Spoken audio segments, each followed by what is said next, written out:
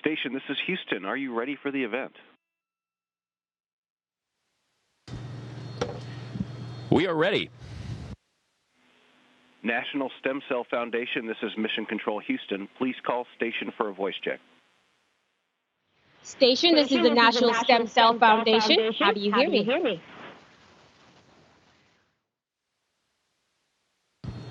We heard you loud and clear. Welcome aboard the International Space Station.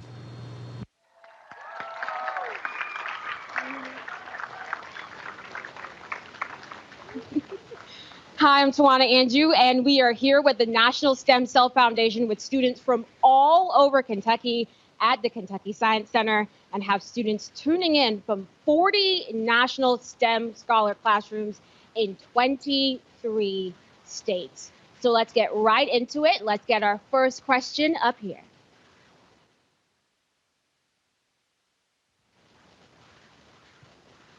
Hi, my name is Hamilton Gover, and my question is from Krebs Middle School in Hightstown, New Jersey. Considering technological advancements, how will the Artemis lunar program look different from the Apollo missions? That's a great question. Artemis, we're going back to the moon, but we're going to do it a little bit different this time. And if there was one word that I could sum it up with, it's we're going to do it sustainably. We're going to go and stay. And so to do that, some of our approaches and technologies have to be different. We have to be more capable to sustain ourselves and recycle everything that's supporting us. And so right now on the station, we're researching some of those technologies that are needed to do that. How to scrub the air so that we can recycle the air. How do we recycle our water so that we don't have to constantly resupply? Because that gets harder the further and further we get away from the Earth. So when we go back, this time we're going to stay. And the Artemis is an exciting program, and it's we're going to make giant leaps over the next years. Hi, my name is Corbin, and my question is from Lee County Middle School in Leesburg, Georgia. What do you think is the most important discovery ever made on the space station? Well, that's another great question, and I think it would be very hard to identify a singular scientific discovery that's come from the International Space Station as being the singular greatest. But I will have to say, though, it has been an incredible opportunity to demonstrate that we can live in space for a long time. We've had humans, astronauts, living continuously now on board the International Space Station for 19 years, and we've been doing scientific research all along. That scientific research spans all sorts of different subject areas, from earth and space science to physical science, biological sciences, technology demonstrations. We do educational outreach, much like we're doing today. And we also do a fair amount of human research where astronauts serve as the subject. 300 different experiments going on at any given time, some that astronauts interact with inside the space station, some are going on outside the space station and require minimal interaction from the astronauts directly, but there's constant scientific discovery going on up here. Thank you. Hi, my name is Abby, and my question is from Moraine Middle School in Dozeman, Wisconsin. Are there any behind-the-scenes traditions in astronauts that astronauts and crews have relative to space flight?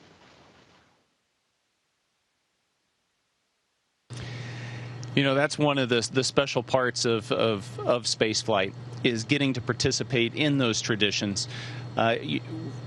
It makes you feel connected to all those that have gone before you, and it kind of puts in place where you're at in that whole history of human spaceflight. And so for us, a lot of that starts when we launched out of Baikonur, out of the Cosmodrome, the same place that Yuri Gagarin launched, decades ago. The first man in space launched from the same launch pad that we launched. And so all of those traditions make you feel connected to that past. And it also gives you hope for the future and where we're going, knowing that we all make our small contributions and we're able to get to these places that we strive for. The next stop is the moon, and then after that, it's Mars. And so those traditions are very important. Thank you. Hi, my name is Carson, and my question is from Monticello Middle School in Monticello, Illinois. What happens when you chew gum and blow a bubble in space? Well, that's a great question. I think it would depend on where you are. If you're inside the space station, if we had chewing gum, I'd demonstrate it, how we could blow a bubble just like you do on Earth. The difference is that when I could spit my gum out, and that bubble would float right here in front of me. So fluids behave differently in space, and we thought we'd do a little demonstration for you. I have Nick fly closer to the camera here, and we have one of our drink bags filled with tropical punch, so it's a red drink that we hope that you can see well and get an idea of how fluids behave in space. And there are two big globs right there, and Nick's going to drink those up after we play with them here a little bit.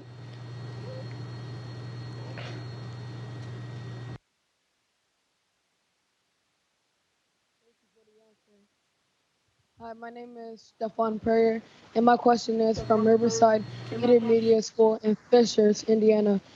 Do you ever have to do any difficult maneuvers on the space station as a result of microgravity environment? Yeah, so when we first get to the space station, moving around in microgravity is really difficult, and it takes some time to get used to it. And so Drew's showing you now how we fly around, and so that's the difficult part, is figuring out how to move around and not bounce into the walls and all the different scientific equipment. After a while, you adapt to it, and you get used to floating around and everything floating around with you, and then it becomes fun. So you can play games with your crewmate, like if he's getting in the way. Maybe I want to just put him out of the way, so I can take my crewmate and I can sit him in a place, and then I don't have to worry about him. Or I can spin him around and try to see if I can get him motion sick.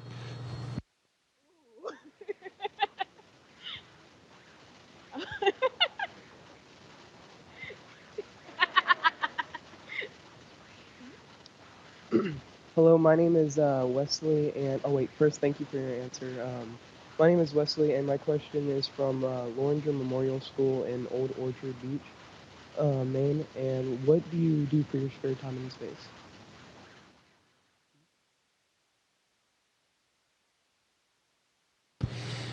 Well, just like you can imagine, if you were away from home for a long time, staying connected with people on Earth is important. So we do spend time staying connected with our families. But certainly a favorite astronaut pastime is looking out the window back at the Earth. We have a number of windows that look back on Earth in the Russian segment and the U.S. segment of the International Space Station, with a beautiful view of the Earth and looking out at space. We see sunsets and sunrises every 45 minutes.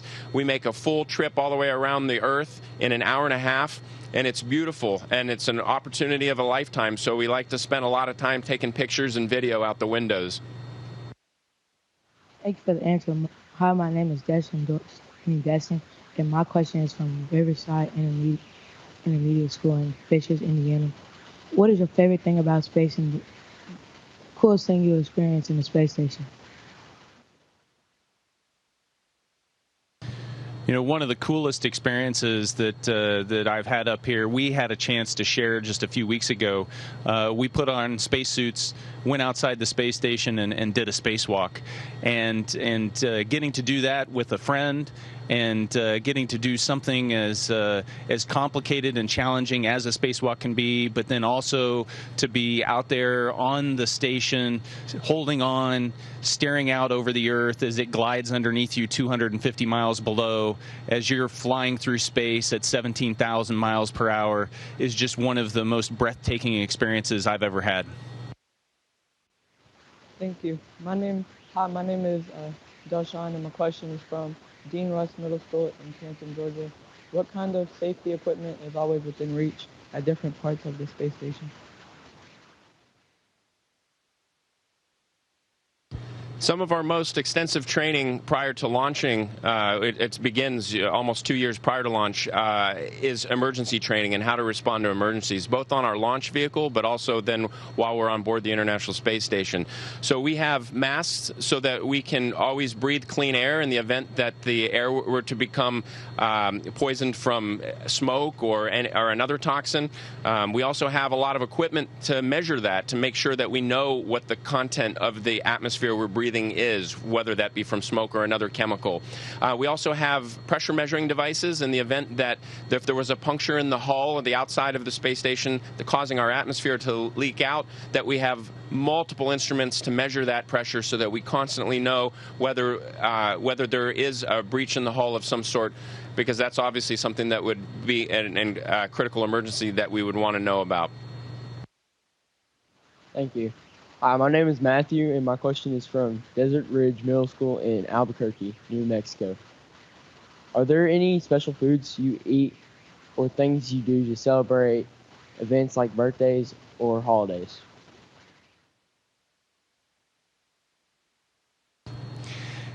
Yeah, absolutely. Celebrating holidays and special birthdays are a wonderful thing that we can do as a crew, and it really brings us closer together, especially considering that there's so many. We've got a crewmate flying through right now with a little bit of cargo. There's so many different nationalities on board. We've got Russian cosmonauts, we've got an Italian astronaut, American astronauts, and being able to celebrate together brings us together as a crew and helps us appreciate just the different cultures that we all come from. This month we've got 3 birthdays amongst the crew, and they all happen in the same week. So you can bet that we're gonna do our best to make some space birthday cake out of what we have and celebrate. Thank you. Hi, my name is Ansley, and my question is from Byron Middle School in Byron, Minnesota. How do you sleep? Is there a bed?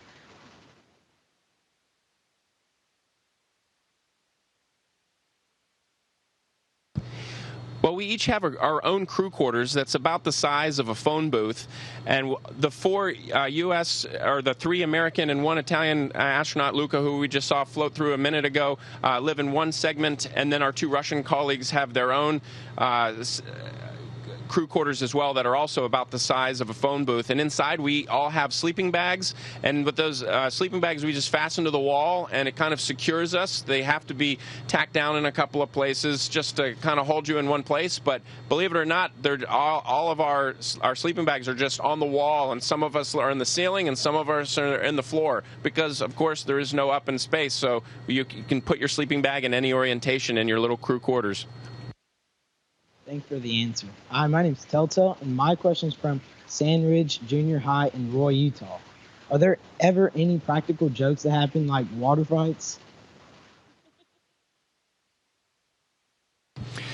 A sense of humor, and the crew has a great sense of humor, and we find lots of reasons to laugh up here. But that's a really great question, because humor is one of those things that helps us support us over the long haul. I'm going to be up here a little over 200 days. Drew's going to be up here 260 days. Christina's going to be up here almost a year. And so we're up here for a long time. And so having that sense of humor to help maintain balance is super important. And it just really highlights the importance of being able to work closely on teams. We got involved with this profession. We come from all different walks of life. And the one thing that we all have in common is that we work well together with other people, and it's a critical life skill. Thank you. My name is Mathen, and my question is from Laranger Memorial School in Old Orchard Beach, Maine. Can you see other planets without a telescope, and is there a view that takes your breath away?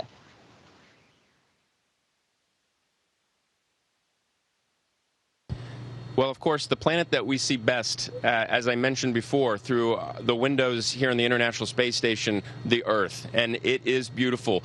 While we don't have the atmosphere that we're looking through out at the cosmos, and we do get better views of stars and other planets, but certainly looking at our Earth is the most magnificent thing. We also have a tremendous view of the moon as well. Without looking through our atmosphere, it's extremely clear and extremely bright, and I'd say that's second only to the Earth.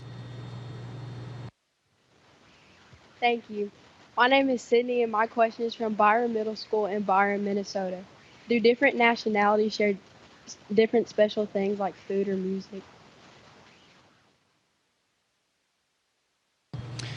Yes, that gets to what I'd mentioned earlier. Part of the specialness of being up here is being able to participate in that international crew and to share those experiences. And so we'll have a dinner where all we have is Russian food, and then we'll have a meal where we have Italian food. In the pantry we've got tiramisu. Can't go wrong there. And so we share those foods. We get around. We share music, traditional songs. It's a way to draw us together and to really appreciate the fact that we're doing what we're doing up here on the space station. Not necessarily the crew. We're doing it not as individuals from different nations. We're doing it as individuals from humanity, and we're doing it together. Thank you. Hi, my name is Dawson, and my question is from Breckenridge County Middle School in Harn, Kentucky. How are astronauts chosen for each mission?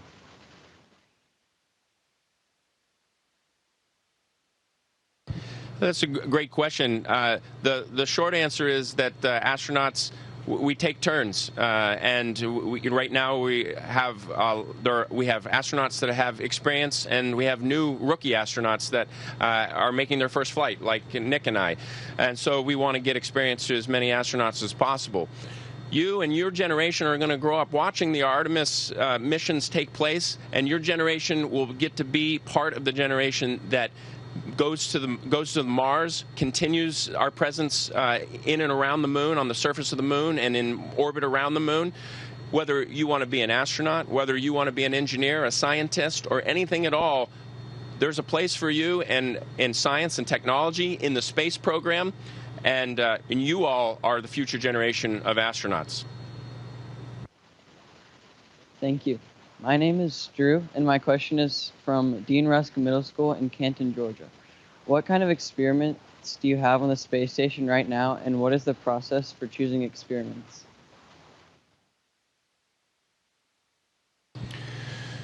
So during my stay on the space station, there's going to be approximately 300 different experiments that take place at any given time.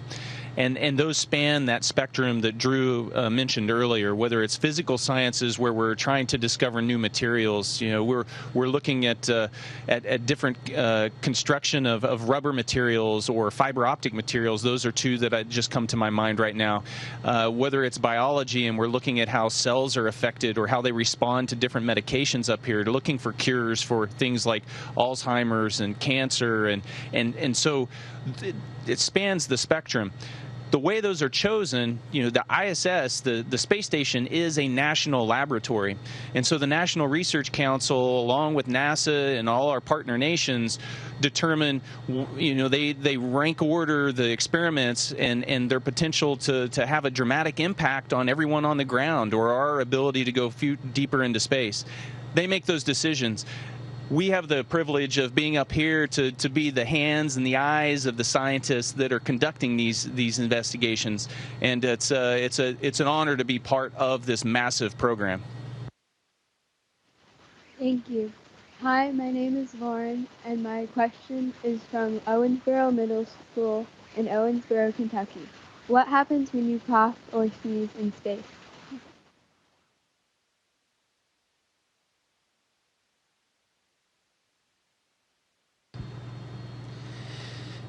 Well, I think if you let out a sudden jet of air out of your nose the way you do in a sneeze on Earth, if you did that up here and your feet were not fixed, it probably would be like a small propulsive jet, as Nick will kind of demonstrate here. If I sneezed, it might blow me back just a touch, just like that. But otherwise, it's just like a sneeze on Earth. You still need a Kleenex to blow your nose. Thank you. Hi, my name is Trey, and my question is from Evergreen School in Shoreline, Washington. What happens when you cut your hair in space?